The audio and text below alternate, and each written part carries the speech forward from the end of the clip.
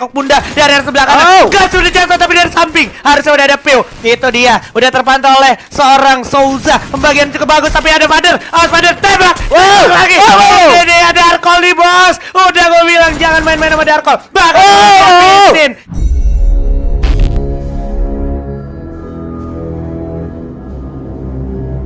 Dan juga Crossroad menuju ke Fire Brigades. Ternyata di Crossroad Blue Zone-nya udah ada 2 tim nih Blay yang bakalan coba kontes di early match. Betul nih Pak, udah ada 3 bahkan sekaligus. Ada BTR, ada First Riders, ada Victim. Dan juga kalau kita perhatikan sepertinya Bos Nightmare akan mengamankan teritorinya seperti biasa. Marble Work sepertinya pulau milik Aura Esports dan juga Central. Sepertinya bakal ada pepecahan. Tapi ini firing-firing yang gak boleh dilewatin di area Crossroad. Kita bakal melihat bersama-sama di mana Ombak udah berhasil dapetin Anca, satu orang kocak. Juga bakal langsung digerus aja di depan komuk oleh Kapten Darkol. Masih dicari di sisa player dari Bigetron. Regar berhasil dapetin Souza. Bakal jadi pantau Bigetron. Harus menjadi makanan pertama dari First Riders. Bravo. Dan ada satu tim lagi sepertinya di arah high ground yang mendapatkan keuntungan dari pecahnya perang Bigetron dan juga First Riders. Bravo Bung Arman. Waduh, tadi gue lihat tadi Bigetronnya gagal menghadapi dari First Rider karena bisa gue bilang mereka terlalu early juga buat fight. Jadi resource mereka apalagi senjata juga masih kurang. Ternyata kita beralih sejenak di sentralnya. Bakalan ada 2 tim juga antara tim Mawang dan juga tim 6 di sana yang bakalan kontes juga di kawasan sentral. Ini kalau nggak salah tim Sasageo nih. Sasageo, Siundo Sasageo. Yuk, bisa yuk. Bakalan cepet Taka udah bakalan langsung down dan langsung coba dipantau dari samping kiri oleh Afif XD. Masih ada Mimi Free XD juga bersiap untuk coba recover dan juga regroup. Tapi apa yang terjadi? Dia harus ke in game. Hanya 3 orang Bung Arman, dimana kalau kita perhatikan Afif XD di atas, krononya udah diaktifkan. Bakal coba regroup Mimi Free. Berhasil dapetin satu keuntungan, langsung coba digerus, 1 orang udah jatuh. Sekarang 3 lawan 2. Harus narik dulu Mimi Free, terlalu berisiko jump shot. 2 orang sekaligus lawan 2 orang, 1 orang jatuh. Mimi Free menyisakan Afif XD. Apa yang akan dilakukan oleh Afif XD? Masih dengan 1 P90 nya. Coba firing aja ke arah bawah, tapi sepertinya masih cukup sulit karena bakal coba langsung diras oleh 3 orang sekaligus. Tahan dulu, udah langsung digerus. 1 orang udah dibuka glual untuk bertahan diri. Turun dulu ke bawah, kelihatan ada Bangga, langsung jump shot dengan double barrel. Cukup sekarat juga. Gocek dulu sedikit, naik dulu lagi ke atas. Sasageo. Oke, Sasageo ini tadi meskipun kalah dengan player dari Mawang, kalau gue lihat di sini tadi Sasageo bisa memberikan perlawanan yang cukup baik banget, apalagi dari seorang Afif. Dia nggak maksain banget, tapi dari sini ternyata LA-nya bakalan clash juga dengan tim NXL Betawi ya. Oh, udah ada teman-teman dari NXL Betawi, terus juga dari kalau kita perhatikan Victim Secret Victim juga ketemu sama First Riders lagi dan mereka bakalan firing, di mana sepertinya sudah menjadi korban pertama dari kekejaman First Riders. Bravo kali ini. Tapi udah ada firing lagi dari arah sebelah kanan, yaitu Zeus. Wow, dewa petir kita bakal melihat pemain dari First Riders, di mana Mr. Zou harus terculik juga 1 orang. Sekarang menyisakan Zeus saja sama Kram 26 leg. Ternyata Bung Arman. Yes, Kramnya bakalan sedikit kram karena dia cukup sekarang juga. Ternyata Lovre-nya bakalan clash juga dengan bos. Apa yang terjadi di sini? Tapi ini kita bakalan lihat clash antara bos dan juga timnya. Tapi kita balik dulu karena dari sini kita lihat NXL-nya juga harus dipulangkan begitu saja di posisi 10. Nah, ini dia bakal coba dibalikin lagi Razor dengan satu MP14. Coba firing lagi dengan MP5. Harus bisa ditolong. Sekarang Haidel adalah harapan terakhir dari Bos Nightmare yang memang 3 game tadi sudah sangat-sangat konsisten. Datang lagi Indostar Hydra, sudah siap melulantakan para pemain dari Louvre. Bakal coba dihajar, dikasih hadiah frag grenade. Harusnya ini dia 1 paket lengkap ke arah 1 toilet 2 orang sekaligus dari Inake. Bagus buat ke arah WJ Gasin dan juga Danis. Bakal meledak juga harusnya. Sipit dan juga John bakalan menarik diri, dan ini malah menjadi keuntungan untuk teman-teman dari Indostar Hydra. Yes, kalau gue lihat di sini tadi Indostar kayaknya bagus banget sih. Dia masang granat, melepaskan granatnya pun dia cukup berhati-hati. Gimana caranya biar bisa masuk ke dalam lubang yang cukup sempit, bisa gue bilang ya. At least dengan 1 granat dia berhasil menokan 2 orang. Itu adalah kayak emang bener-bener teliti banget. Dia nggak mau main-main, apalagi soal perhitungan yang cukup matang itu tadi. Dan ternyata Lovre-nya mau nggak mau harus narik dulu karena dia juga udah pincang 2 orang. Dan ternyata dari Bos Nightmare-nya harus tersisa dari seorang Haide seorang diri di sini. Yes, dan yang paling penting di sini Haide masih lumayan penasaran ya untuk coba mantau, coba cari kesempatan kalau bisa diculik satu, pick off satu, di pick off satu. Tapi sepertinya teman-teman dari Indostar Hydra nggak mau ngambil resiko juga. Dia bakalan terus menyusuri kompon yang ada, dimana kalau kita move on sekarang di area crossroad itu masih ada teman-teman dari First Riders Bravo yang sekarang harus berhadapan dengan teman-teman dari Megalodon sepertinya, Bung. Waduh, nih First Rider-nya baru early game udah ngumpulin 6 poin kill. Kurang lebih dengan perolehan ini paling nggak dia bisa mengamankan poin yang lumayan juga untuk di match akhir kali ini. Dan ternyata ini ada Starfight yang dia udah fight di arah danger juga. Ini bakalan terjadi lagi nggak sih?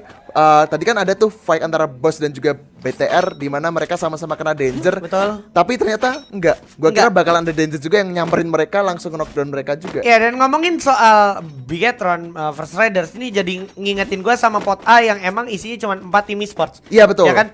Dimana kalau kita ingat Aura sama Boss Nightmare ini emang udah lumayan di atas. First Riders Bravo juga salah satu kompetitor yang lagi bakalan coba menyalip Boss Nightmare maupun Aura.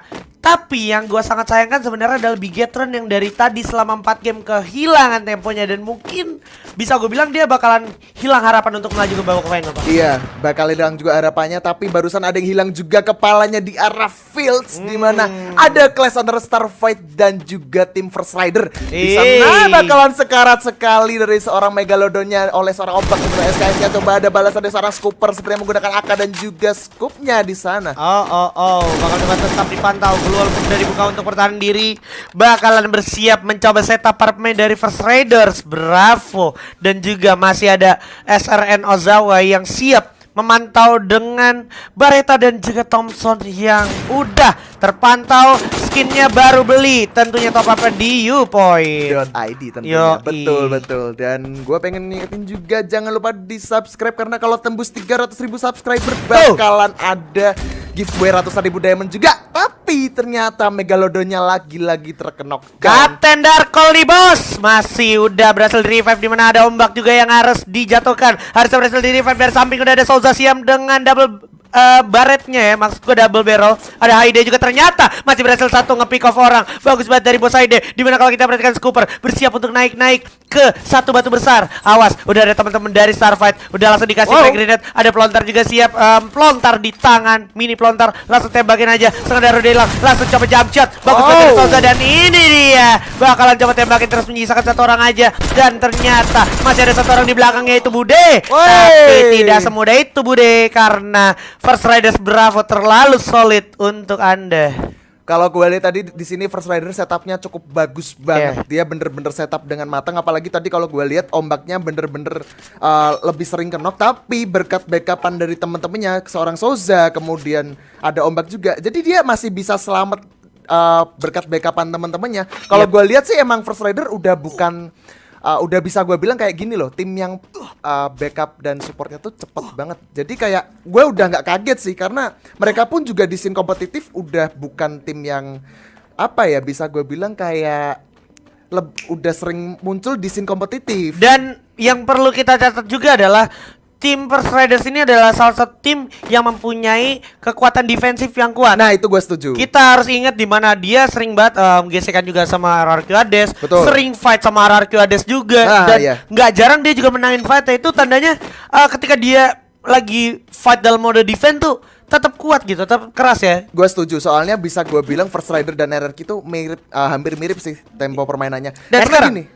kalau First Rider, oke, gue setuju defense-nya kuat. Dia tapi memiliki counter game yang cukup baik juga. Betul, itu dia. Defense itu kan juga berbicara tentang counter. Dan kalau kita bicara counter, ini sepertinya harus dipikirkan selanjutnya, karena First Rider masih bakalan berkecimpung sama orang-orang yang ada di sekitarnya. Karena apa? Zona selanjutnya pasti bakalan ada di sekitar First Rider Bravo dan juga Aura. Dimana menurut gua saat ini yang cukup diuntungin harusnya adalah Aura dan juga First Rider, kalau seandainya nggak ada tim yang cukup berani untuk datang ke rumah ayam milik First Riders Bravo.